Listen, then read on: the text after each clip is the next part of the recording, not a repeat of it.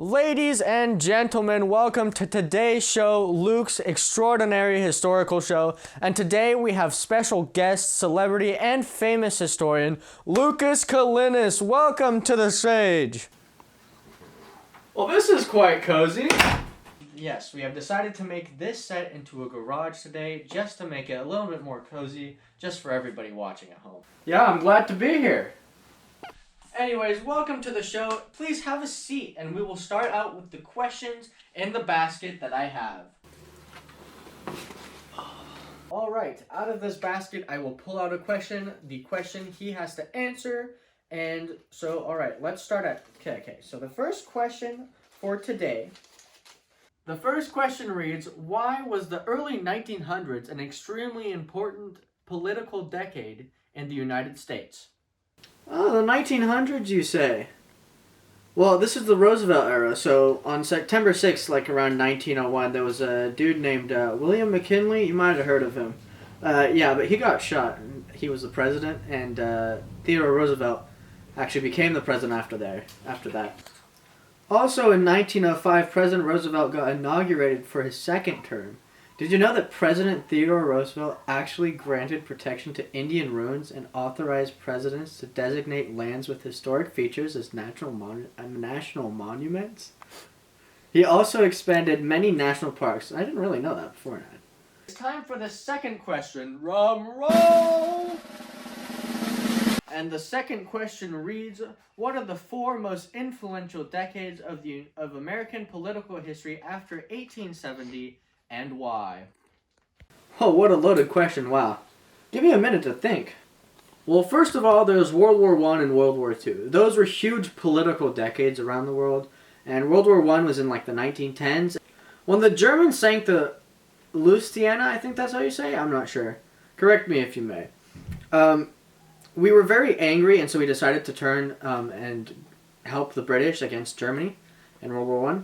And so on June 26, 1917, the first troops from the United States went to Europe and assisted our European allies in World War I. And then General John Pershing was the one who was placed in command of the American Expeditionary Forces during the campaign. Yeah. So the war officially ended up ending like 1919 when the Treaty of Versailles was like signed. All right, 1 out of the 4. Well, there's the 1940s when Roosevelt won for the third time in a row, and World War II was around when the Japanese bombed Pearl Harbor, and then we went to war, and then John Truman became president, and he dropped the first atomic bomb on Hiroshima and Nagasaki, and causing the Japanese to surrender the war. So that's 2. The third, I would think, would be maybe like the 1890s when Hawaii officially became a part of the USA. As well as the Spanish-American War for Cuba. There was also like the approval to use machines to count people's votes on presidential elections. Interesting. And the last one? The last one's easy. The 1960, everyone remember those days, right? John F. Kennedy was president and the Cold War was going on. And in 1961, we tried invading Cuba, but we got repulsed.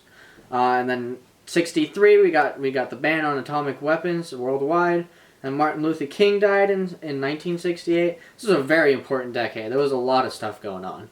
Well, thank you for joining us.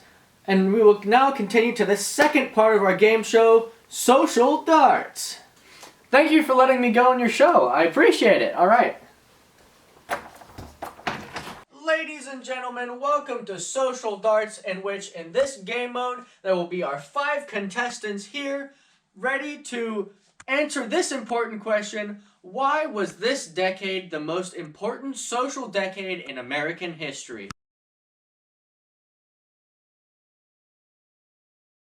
I think I'm going to go for the 1 or the 5. I'm not sure. We'll see. I'm going to go for either one. So, let's see how it goes. Oh, there you go! There's only 1 left. I'm going for the 3. Easy. So I'm John, and I hit number 2 on the dartboard. So this represents the 1900s. So the first thing that happened in the 1900s, which makes it pretty important, is in 1903 there was Wilbur and Orville Orville? Yeah, Orville, right. They made planes. We got to fly. It was kind of sick. In 1906, there was the Pure Food and Drug Act. There was also a Meat Inspection Act. It was pretty social. It made everybody healthy. And then the last one's in 1909. The NAACP was created, the National Association for Advancement of the Colored People. All right, so I hit number 1, which was the 1960s. So what happened in the 1960s? In 1964, the U.S. Congress on Civil Rights passed a thing that banned discrimination in jobs and voting and accommodations. So it was great. Again, in 1964, the Tonkin Resolution is passed by United States Congress. It authorizes the president to do more things in Vietnam and during the Vietnam War. And it was after Vietnam had attacked 2 United States destroyers. So yeah. And then the third one is in 1968 when the civil rights leader Martin Luther King unfortunately died or was assassinated in his motel at James Earl Ray during a speech. I'm Connor, and I'll be answering number 4, which is 1870s. So, yeah, I have a little script here. Ignore it. Yo, bro, be quiet. All right.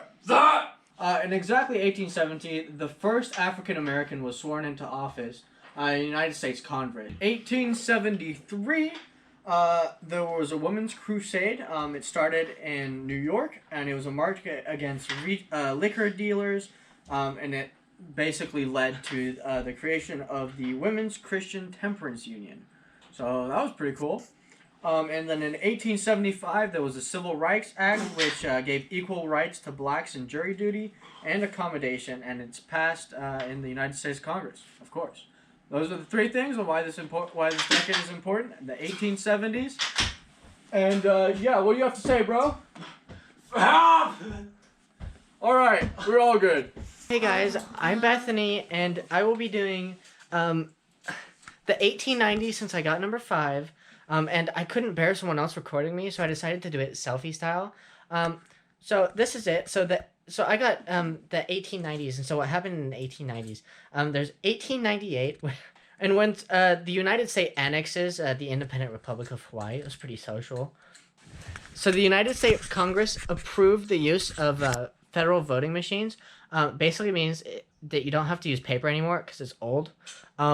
And so then there's 1896 when gold was discovered, and then there was gold fever in Seattle and Alaska.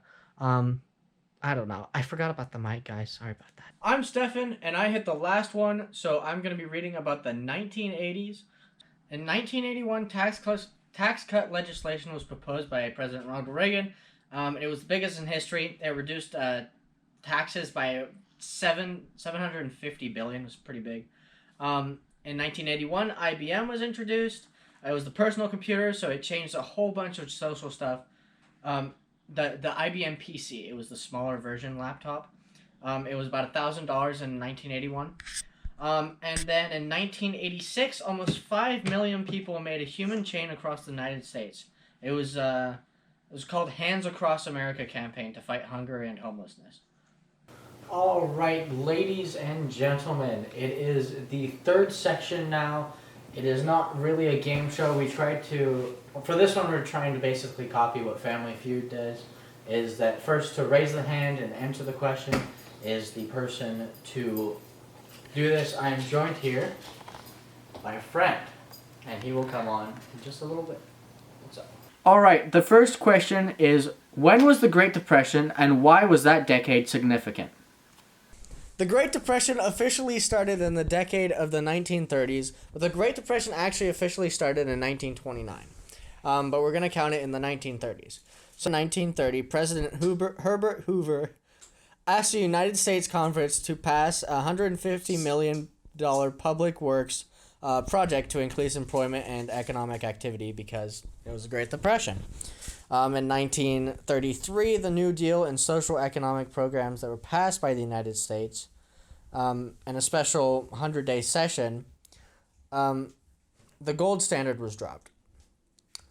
So, and then in 1938, the national minimum wage was signed into the law, and it was established at 25 cents, as well as 1/2 overtime for overtime and the prohibition for most employment for minors. So this was all increased just to fix it. Now for question 2. Why was the 1920s important during the U.S. economy? So the 1920s were important because of just the stock market crash in 1929. It was basically the beginning of the Great Depression. There was nothing really else unless you talk about flooding and so the beginning of the Great Depression lost around 51 billion. There was also a population boom in the 1920s, so everything dramatically increased. Just have to do with economic standards. Question 3. How did the U.S. economy do during World War II and in the 1940s? So in 1940, when World War II started, there was the Lend-Lease Act that was first approved, which provided $7 billion to military, and then also for manufactured war supplies to Great Britain and our different allies in Europe. All right, in 1947, the Truman Doctrine was announced, and it would grant $40 million in order to aid Turkey and Greece to battle communist terrorism. In 1948, the Soviet Union began the Berlin Wall and started to blockade all around Europe. And so the blockades affected the U.S. economy as it was going by and stuff like that. So U.S. did lose a lot of money, but they also gained back from the Great Depression from the decade beforehand. Question 4. What economic impacts did the population boom of 1950 have on the economy during that decade in the United States? And question 5. How did the American economy fare during the terrorist attacks from 2000 to 2010? 50 million people. It's a 14% increase from the last census. And so that increased rates of, it increased the economy a lot. And so in 1959, Lawrence Seaway is opened from between Canada and United States borders. It increased ship traffic between the Atlantic Ocean and the Great Lakes. This allowed more trade and more economy to flow. And then in 1951, there was a report that there was a bunch of organized crime that was stated that people were gambling around $20 billion per year. And so they tried stopping it and putting an end to it. So, yeah. In the early 2000s, the economy didn't fare too well after a bunch of terrorist attack happened.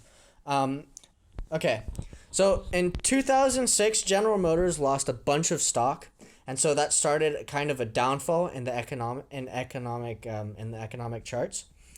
And so, because of excessive greed and a bunch of oil prices going up, in 2008, there was a 700 billion bailout for the Economy Stabilization Act from the Treasury because the economy was going down.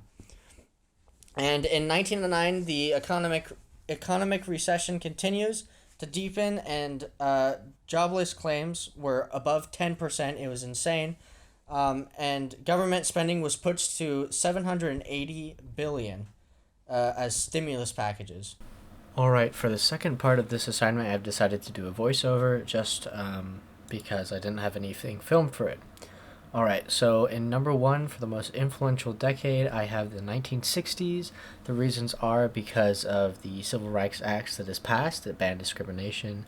Martin Luther King died, and also the Voting Rights Act, which was put into law, and it was pretty significant.